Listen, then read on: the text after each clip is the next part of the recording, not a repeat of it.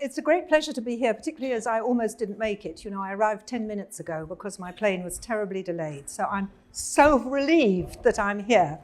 And I'd like to thank Rosewood for getting a car to me and getting me here in time, and Rosewood also for hosting this event, as well as obviously TEFAF, who, which I know very well, having been. And every time I go to TEFAF, I'm émerveillée, as the French say. I'm absolutely struck by how wonderful it is and what a wonderful range of things there are on offer. So our conversation today, there was a question of whether you should ask questions during it or at the end. And I'm sure you will have questions and there will be question time. But I would prefer it, because it may be that something you want to ask will be covered. So I would please keep your questions, remember your questions, and ask them when we get to the end, when we get to question time. So I have a fantastically interesting panel here because we have representatives of private museums who are either long established, almost opened, or about to be opened. So we really have an incredibly broad range. So I'm going to introduce them, starting on my left, Jasper, and I think I've spelt Kremers of ZAMU, who is going to make a little presentation, as I understand, immediately. Yes? Yes, I think that's a good idea. And then I'll move on to the others. So you're going to do your presentation? Yes, well, it's interesting because we are making a documentary about the coming of age of ZAMU. Mm-hmm. And I have a little trailer which also explains a lot about what ZAMU is about. So I think it's an interesting introduction for our talk. Well, let's go immediately with that, and then I'll introduce the other panelists afterwards. Okay.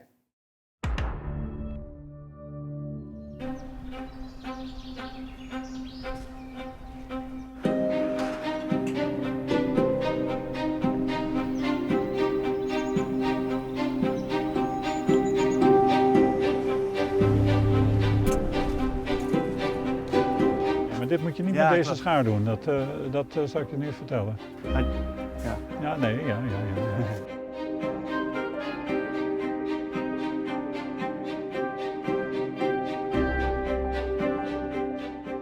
I just was pretty much involved with whatever was going on.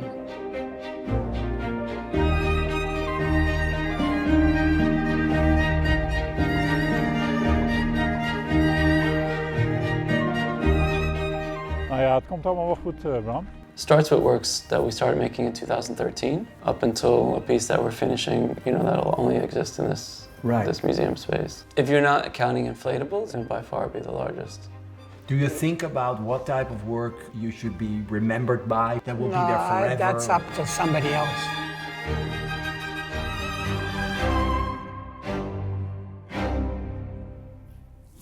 There we are. So that's ZAMU. When we were talking before, you said that it's bigger. It's the biggest museum. It's by far the largest privately owned museum in Europe. In Europe. In terms of square meters, and I think also ambition and scale. I think 40,000 square meters on the whole. Mm-hmm. And it's 17 different buildings. It's around between 20 and 30 buildings, separate buildings, housed in the Hembrug, which is in Zaandam, 20 minutes from Museum Square. Right. And by bike, maybe 40 minutes, but you can reach it by bike, which is interesting because there's a little ferry going across. But it used to be actually a compound where there was military ammunition being made. So it was an artillery production plant with all these separate buildings, and one is larger than the other. It's really an incredible, large-scale operation. And quite a unique concept, because every hall will get their own artist. Art. Yeah. And when does it open? Next year, summer. That's the idea. Summer. But it's phases. So the first 3 halls will open next year. Mm-hmm. So it's gradually. It's a gradual. Opening. Right. So that's our first panelist, but we have 2 other very distinguished panelists as well. So we're going to go to Anne, because this is a recently opened museum. FENIX. So Anne Kremers, and just tell us a little bit about it briefly. So FENIX is an art museum about migration, and it is positioned in a former warehouse that was built in 1923 for the Holland America line. It's a very special place because opposite of FENIX, at the end of the 19th, beginning of the 20th century, millions of people boarded ships and they went to the United States, to Canada, later on to Brazil. But also a lot of people arrived in Rotterdam. Rotterdam is like a super diverse city with over 175 nationalities. So this really is a place where we tell stories about arrival and departure. But through art. Through art, yes. Exactly. Yeah. And we opened last May. Yes. With a big bang. I think you said you had, I was listening to our conversation, over 200,000 visitors in the first... Yeah, actually almost 250,000 visitors in the first almost 6 months. So people are very much interested in migration. Yeah. Yeah, because we talk about migration and migration is a timeless and universal story, but above all very personal, because as long as we exist as human beings, we move. Yes. And we will always keep on doing that. So it's part of who we are as humans. And I can assure you that there's a migration story to tell in every family. And this is exactly what the museum is about. So we are an art museum about migration, but it's actually a museum about people. So you come to the museum and you think, okay, I will visit a migration museum. And I really hope that you leave and that you think, okay, this museum is also about me. Right. And in the past years, we collected art from artists that share stories about migration. Sometimes very personal stories, other times they did research, but they all share a different perspective. And I think, this works and quite migration good. is such an incredibly hot topic anyway at the moment today. With and it always has been. And so it always has been, yes. And it will be. And finally, last but not least, Joost Vanhaerents, whose father I know because I visited the museum just pre-COVID. And in fact, I profiled him. I did a profile of him. Your museum is a long-established museum, so completely different. Can you tell us more about it? Yes, the museum opened in 2007, but the collection was no longer existing because my father started collecting art when I was about 10 years old and my sister was then 8 years old. So at that time it was not so funny for a little child to have collector parents who every weekend went to galleries and see museum shows, but it turned out right. And so, did they bring you along all the time? Yes, we were forced to go with them at art. So I have now 46 years of art viewing and experiencing art. So that's a nice period. But it was mostly in the 80s after visiting the German musea that my father came in contact with the figure of Andy Warhol and the post-Warholians, and so collection has started then. And grew, and a hobby became a passion, and a passion became an addiction, as mostly with collectors. And so there were so much artworks, but there was no space to experience them. And as the artworks are very big in the collection, and even bigger than the size of our house, we were in search of a home for the collection, and we found it in the center of Brussels in 2000. Then we had to make plans and building permits, and with Robrecht and Down we transformed an old industrial space warehouse consisting of a part of 1926 and 1930 and transform it into a private collection of 3,500 square meters. And that's the house of the collection in Brussels. My father celebrated the end of his career when he was 70 years old. Now he's 80, so it hasn't finished yet. He put the cherry on the cake in Venice in 2015 with an exhibition there. And then we went 2 times back to Venice Biennale in 2019 with the fantastic work of James Lee Byers, The Death of James Lee Byers. Yes, I saw And then the 3rd time in 24 with ZAMU Zaanstad, with Memo Akten, a digital artist from Turkey. And the biggest exhibition abroad, the collection was in France, in Lille, and Tripostal, where we showed about 80 artworks of the collection on 6,000 square meters. in an exhibition was called Au bout de mes rêves, and it attracted more than 112,000 visitors in about 3 months and a half. So that was a very, very big success for the collection. Great. We're not so much open. We are like the Boros Bunker in Berlin. Oh, yeah. So once a month we open up for the public. Once a month, and you have to on book? Saturdays, and you have to book. And Yes. we are also open on reservation, and we welcome every year also the VIPs from TEFAF in Brussels. And your museum, well, coming museum, will it be also open all the time? How will that work? It will be open all the time. And the beautiful thing is the garden by Piet Adolf, who you shortly saw in the video, will be open to the public without having to buy a ticket. Right. So I want to say something about the founders who are here also, Mr. Ernest Moermans and Serge Hannekaar. They came together to share their love for art, and also they're big collectors, but they also have direct contact already for decades with a lot of contemporary artists. So the unique thing I think about ZAMU is that there's no museum director, there's no curators, there's artists and their art, and they get to choose the space for which they create their art. Who runs it? Well, that's an interesting part.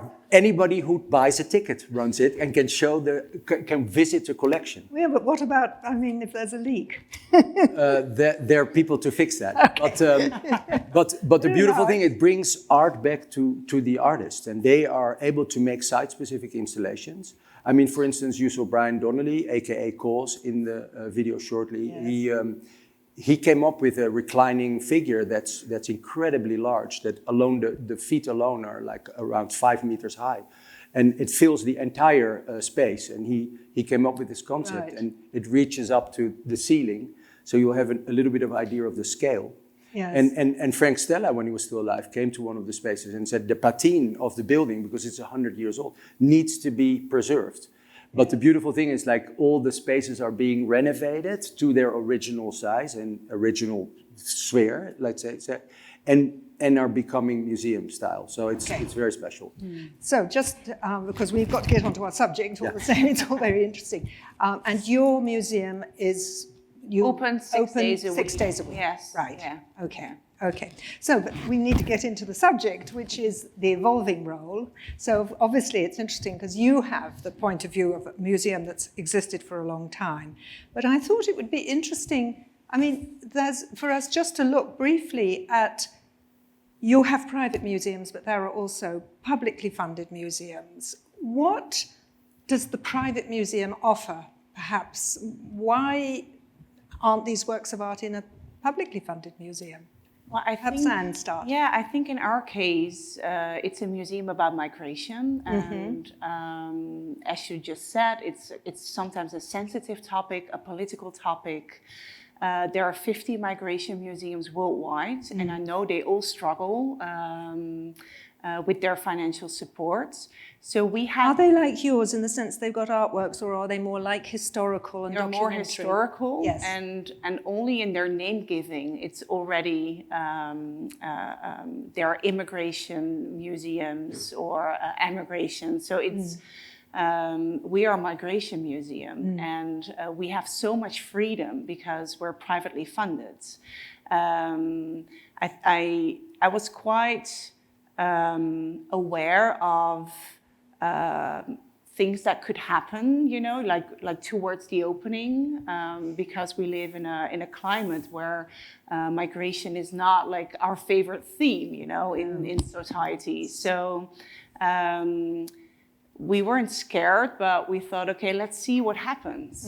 And actually everyone embraced it. And I think it is because it's privately funded.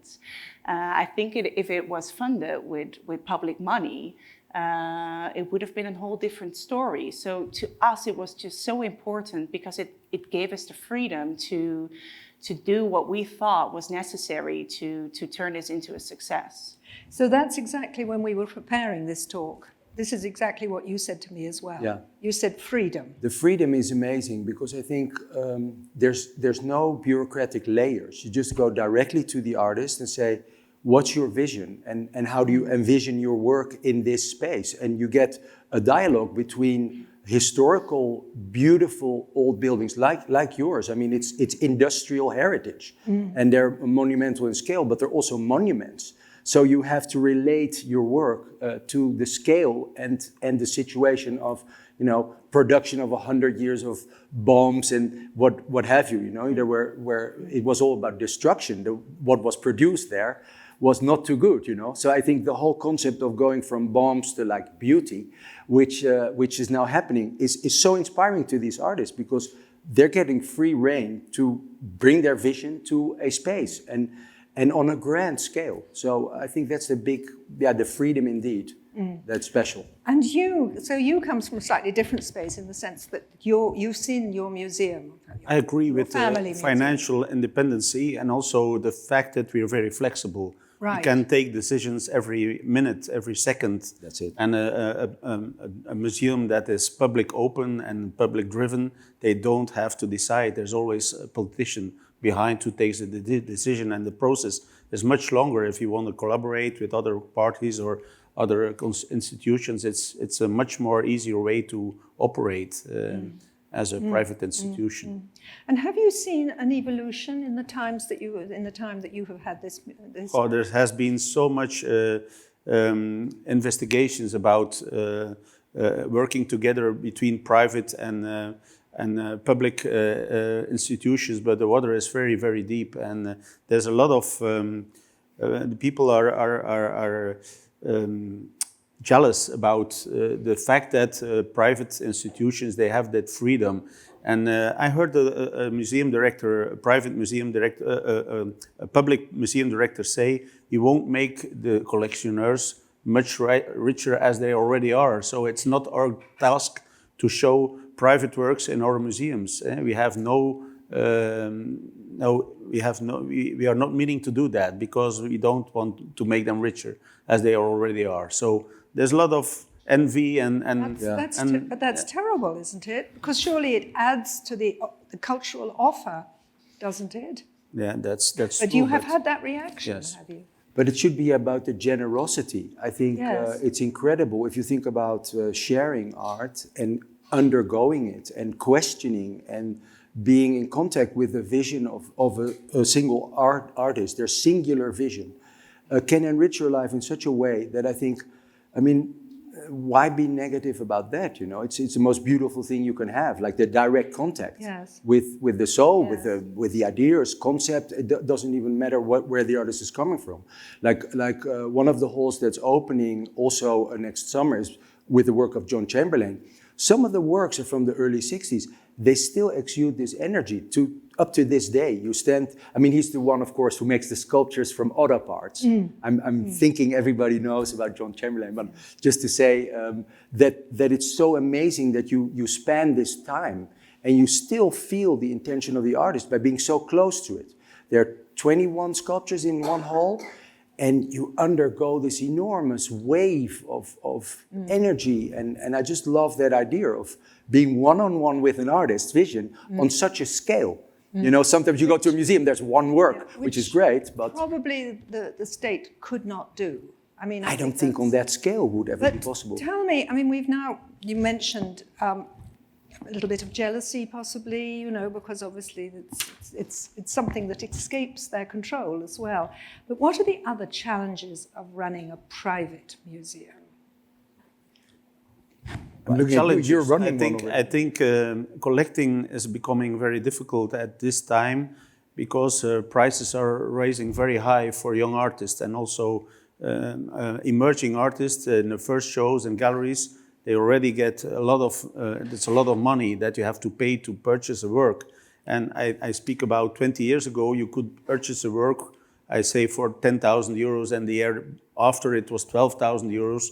Now you have to look very carefully to find an artist like this. Prices are already more than 100,000, and next year is perhaps 300,000. And so I think it will be, for us, we lived before the internet. We saw the computers being born, and the art world was much slower at that time. You had the time to decide, and the art world belonged to the real collectors. the people who bought from passion and wanted to conversate with the artist and with the gallerist and think about what artwork should fit in their house, and they liked to talk with those people. Nowadays, it's a global market, and there's a lot of players and investors a lot of also. Investors, and so there's a big difference between an art collector who buys out of passion, because when you go to a private museum, you sense the passion, you sense the vision of one or multiple family collectors who have built a collection, and you can sense also the vision of the collection. But investors, my father always says, we buy with our eyes, not with our ears. A lot of people listen, what should I buy? But they know nothing about the artist. They buy the wrong things, the wrong period. I think not all artists make fantastic work all the time. Sometimes there's a lot of crap between the work, and you have to be a connoisseur to know what's crap and what's good. So, but it's beautiful because you learn to buy with your heart just by being around your father. I guess by your parents, seeing your parents buying from the heart. I think every big collector can agree. You talk about Peter Brandt or any large collector. If that's your purpose to connect to the artist in that way. We got a mission when we entered the gallery space. My father said, if you leave the space, I want you to tell me what were the 3 or the 2 preferred works that you saw in the exhibitions. And sometimes we agreed on the work. So you have to train your eyes and to have like a photographic memory to recognize what's quality and to look at art at a passionate way. Did you go through a phase of resistance or not?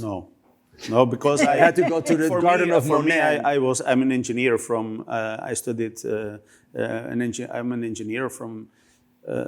But I'm very into the. I'd say always art is like a portal that opens a new world, a world of magic, and some of the artists who work in that world, they tell a story, and I listen to the story. For me, that's the most important of an artwork. What is an artist meaning with making a work, and what does he want to tell the world by making that work? So for me, the story behind the artist and the artwork is the most important. And so. But I think it's really about showing that you're genuine, and also I think that's one of the. Maybe the hard things as a private museum, especially a new private museum, that you have to show that you're trustworthy to create partnerships. And running a private museum, you have to be very aware of your role in this cultural landscape. So you have to be 10 times nicer than other people. And I think that is really important. You have to prove yourself more than Of course. Yes. Of course, because they look at you and they say, oh yeah, you have the capacity or the financial funds to do whatever you want to do. But of course, that's not true, It's not... there's freedom, but it's not limitless. So there are plans you create, and of course you can change and whatever. But when it comes to partnerships and colleagues, you have to be very aware of how you act, how you talk. To start real partnerships. Yeah. I mean, I'm thinking about the money which you mentioned. All of you have got private money backing it. But what is the future? How can your museum survive into the future? Well, I'm assuming they don't really make money, any of them. No. I think with FENIX, most of the times private collectors, they have a collection, and then when it grows and grows, they think about a museum or a place to show this collection. With FENIX, it was the other way around. We first had the building and the place and the idea, and then we started collecting. So we built this collection with the team in about 7 to 8 years. And there was also Corona. So I really love this period, that it's like a fast pace and that you can also acquire works online. And especially with the freedom of FENIX, when it's a museum built around a theme, you can show upcoming artists right next to very established artists. And I think that is amazing. Yes, so the theme is interesting, yes. Yeah, you can uplift and create like new dialogues. Yes. And I think what the future of private museums should be is like, be bold, you know. Don't do the same things all other people also do, because you have the opportunity to do things differently. And I feel very strongly passionate about that, because you have the opportunity to do it in another way. So I can see you both nodding along. Well, I think it's true. You have a big responsibility, but you also have the freedom, and you have to make your vision open to the public. I mean, that's what the uniqueness is of also the endeavor of ZAMU. I think it's such a bold, incredible, big move to invite people, and it will be for all ages too. I think from 3 to 93, you know, you can walk around like everybody's welcome, and everybody can relate to the art in different ways. And if you don't like one hall and one artist, you move on to the next, and it's going to be an incredible, interesting landscape culturally to find your own work that speaks to you. And I think that's going to be incredible. So the compound is large enough to walk around, so you can walk for hours, you know. So I think another challenge for a private museum is the transition to the next generation. That's my question, yeah. Because me and my sister, we are all only two persons. We have my father, myself and my sister. It's easy because we know all the works, we know the artworks, they are like our babies. So, but the next generation, I have 3 children. My sister has 2 children. They are 5. So the distance between the collection and themselves is much bigger. And the problem is that sometimes the next generation sees more the art as an investment, as an asset to be sold, and they have not the same connection as we, because we were forced into the art and we were trained. We are not so hard on our own children. They live in a house full of art. They come in the office where it's full of art. They know the museum where it's full of art, and they know the granddad who is very passionate, but they have not already the same passion. So it will be important to install that passion also. Force it upon them. No, but I think it's a very big issue and a lot of private collections, that it's not for the first 2 generations, but it's then what happens then. Yeah. And to make like a structure where everyone can feel good, and because there's an amount of money there hanging above their head, and sometimes they don't think about the art, but more they see it as a pure investment. Well, they may have completely other aims. Yes, and also they have another taste. And like I said before, it will be very difficult to collect in the future, and how the collection will expand, how it can grow with new artists, because you have to have the money to do you sell work on, or is the collection closed? No, no, the collection is not closed. We always keep on buying new work, but it's hard. Yeah. I admit it's very hard at this time, because prices are much too high, and for younger artists. They have come down a little bit. Yeah. They have come down. But for 20%. Well, you know, they have come down all the same. I would like to open up to questions. I'm not sure that I didn't have another question while you're thinking about them. There's one thing that we mentioned, so please get your questions ready, and otherwise I will keep asking questions, so I need you to participate.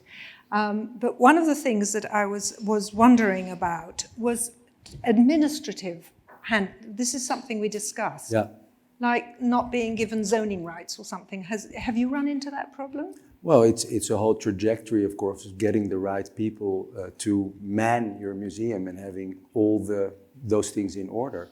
I think that's a big task, and it's daunting.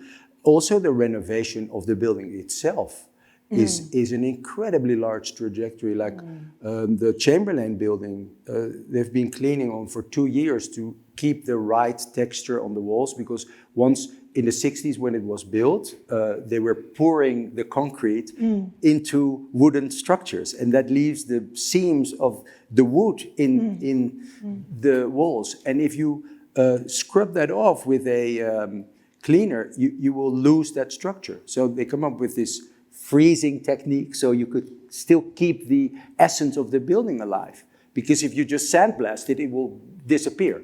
So they go through such great lengths to restore the buildings back to their traditional, unique atmosphere. That I think that alone, it preserves, a piece of history, and it adds this incredibly contemporary touch. And I think that combination is what makes ZAMU really unique. It's very interesting because it's at the same time preserving the heritage and at the same time showing contemporary art. Yeah. So there's a question over here. Please wait for the mic. Yes, thank you. I have a question. You're all opening and you have opened in great spaces and you have a permanent collections being installed, but what about programming? Are you really thinking about temporary exhibitions, what's happening in regular museums? Yeah. Are there plans for you? And how do you engage with this audience? And there's also another question to it. What do you do for the city that you're in and you operate with, or within a city like Amsterdam or Rotterdam? That's a good question because there will be two separate new buildings added to what's already there on the compound, and that will have changing exhibitions. So all the halls that are now being installed with the works by one artist, those will be forever there. Let's say, well, forever is a large word, but they will be site-specific and installed there. And those other buildings will have the movement, as you say, of new artists, also from a larger pool of contemporary art from Amsterdam, Rotterdam, but also abroad. So that's a quite a good question, but it was multifaceted, your question. It had different elements, so I don't know if I answered correctly. But another question? There's a question here, please. Hello.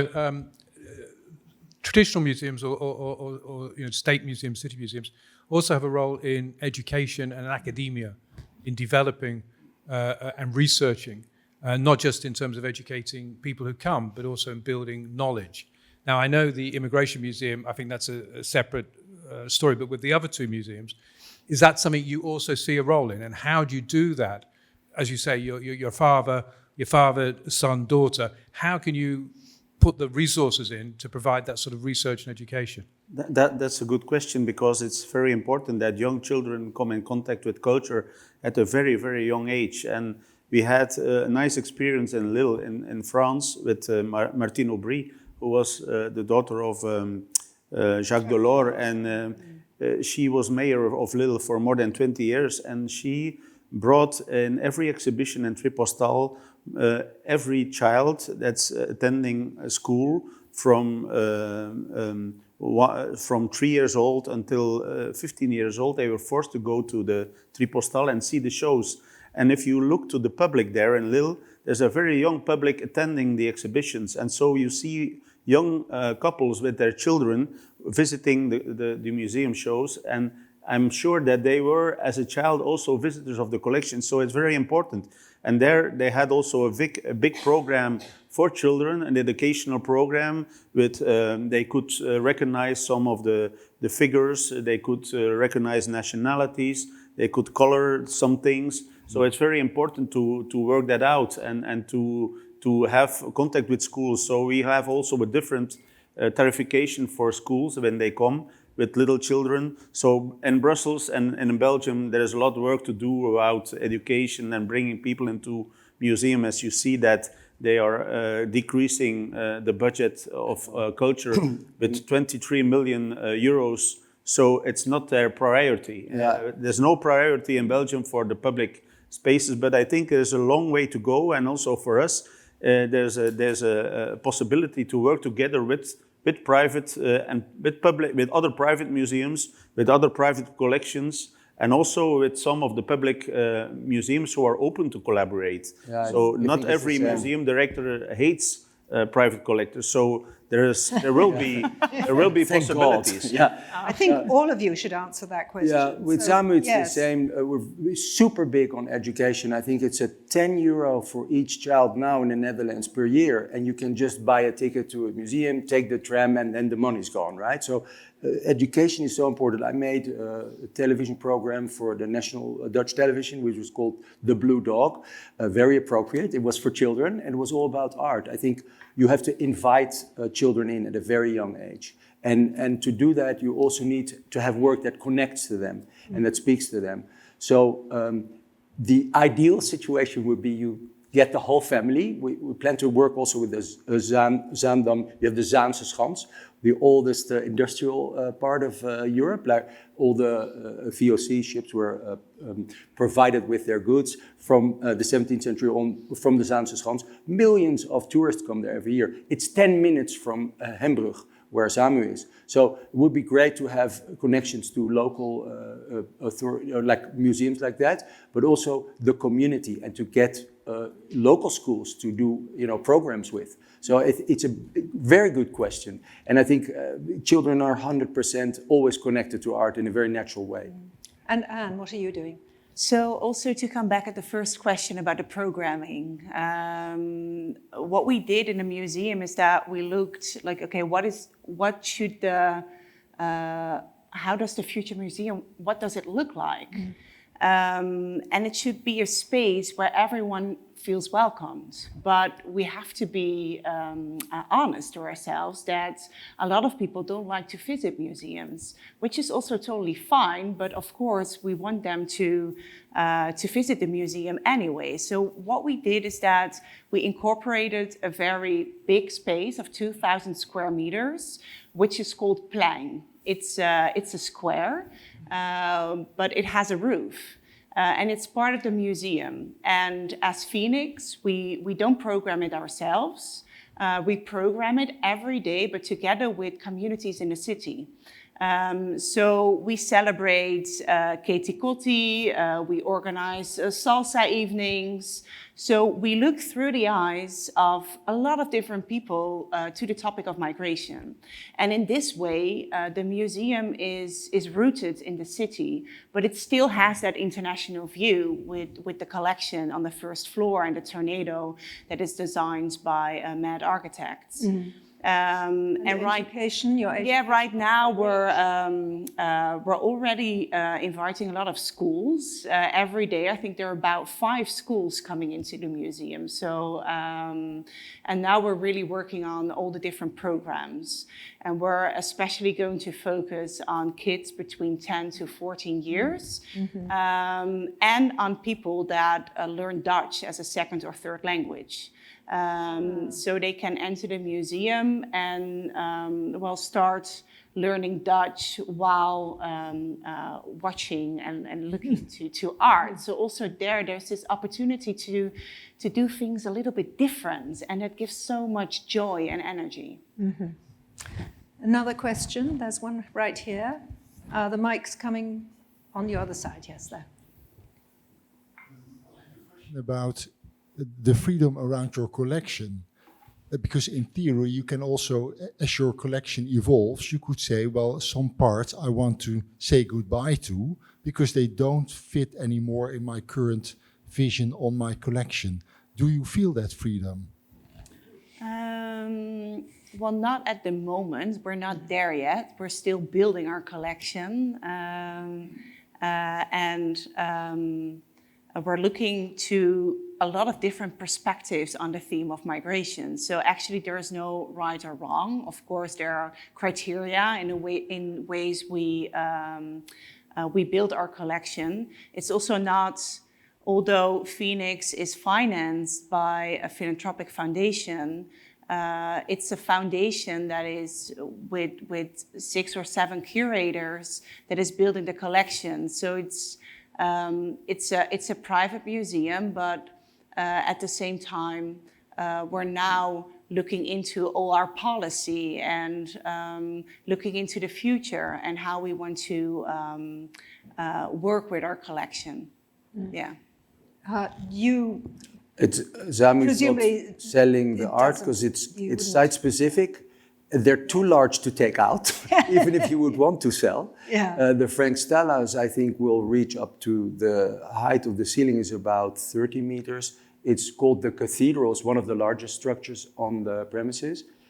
even if you would want to sell, it's impossible. But it's also, the ZAMU works with the artists and their estates.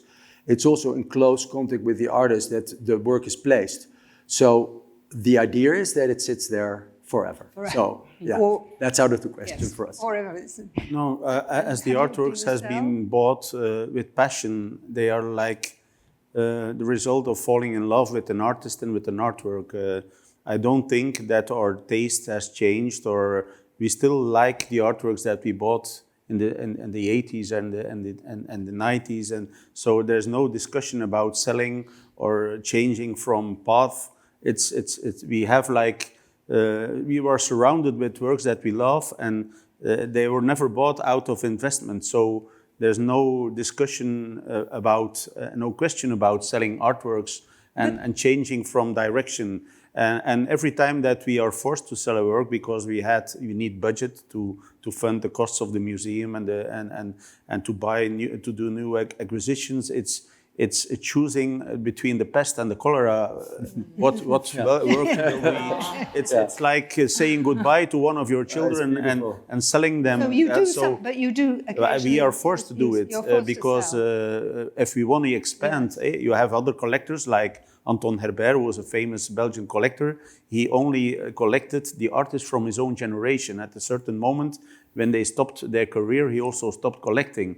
But we go further. We are 3 people, and we don't agree all the time. So I like some of an artist. My sister dislikes him. My father sometimes likes or dislikes him. So we live in a democracy, and we're voting 2 against 1. Or mostly we prefer to agree all 3 on the work, and then we purchase it. But and there's like hear those discussions. So yeah, sometimes my father said, if you want to buy it, if you really want it, you have to buy it for your own collection. So we have a proper collection. We have the Vanhaerents Art Collection, and my sister has also a little private collection. So otherwise, but do you vote when it enters the Vanhaerents? Like, okay, all 3 have to be on board. Yes. Oh yeah. Wow. Cool. That I think that's the most interesting. When we all 3 agree, then there is no problem. Yes. And when we disagree, sometimes we buy it for our own collection. Yeah. Another question. Are there any more questions? There's one here, please. Is the distinction between private museums and state museums perhaps a bit artificial? Since most of the state museums have collections which are made by natural persons. Yeah. Now, if you take that as the sort of start of thinking, I would sort of challenge you as the panel, that your museums, they don't only show art, but more the love of art, because you are the collectors. With the love, you collected the art. Opposed to state museums, of course, there's a lot of love in those museums too, but their primary task is to show art. So the distinction, in my view, between your type of museums and state museums is about love. Yeah, and about vision as well. And vision. Personal vision. Because that's the start of thinking at your end, and what the public perhaps may take away in visiting the museum, opposed to what you can consider regular museums. Is that a true note, or am I wrong? I disagree with you a little bit, because there are a lot of state museums and a lot of interesting curators who have a passion for art and a love for art. And you can also see that in the collections of different museums that you see like different directions with different curators. So it's not a robot buying art, it's always a person. And although curators are maybe like differently trained, it's still someone's love and passion for art. Yeah, it's not just science. It's I don't believe art is science. Like plus a lot of the collectors also donate, of course, to museums. Like if you look at the Stedelijk, there's so many private donations, and also by artists. So I think in the end, but it's beautiful what you say about the love, because I think that unites all of us that are in this room, and hopefully a lot more people to come, right? And also budgets of public museums are much lower, so sometimes they can achieve a work because they can pay it, and then it's a pity. And also every 5 to 6 years there's another director, and it can change a lot the direction of a museum with another director who is not so into. A lot of museum directors are allergic to the market, and it's a market. You have to recognize that it's a really art market. So you can be against it. I don't also believe in artists who are against the financial aspect of how will they live? How will they earn their money? They have to live, and they are anti-commercial. So it's a devil's dilemma, right? It's, I'm one more question, and then we really have to stop. Are there any other questions at the? There's one over here. That's the last one. Thank you. My name is Marcel Schreuder, insurance broker at Aon. Obviously, we welcome any new private museum as an enrichment to the cultural landscape, being a prospect or client or whatever. But besides that, listening to Anna, I was wondering, you were talking about how you relate to the public-funded museums. Is there any intention or desire to close the gap, if any, with that community? For instance, becoming member of the Museum Association in terms of lending works to each other, and is there any intention in that respect? Of course, there already is. Before we opened, we lend a lot of our works to museums all over the world. That's very important to us. I think you have a responsibility as a private museum to share knowledge, but sometimes also financially wise.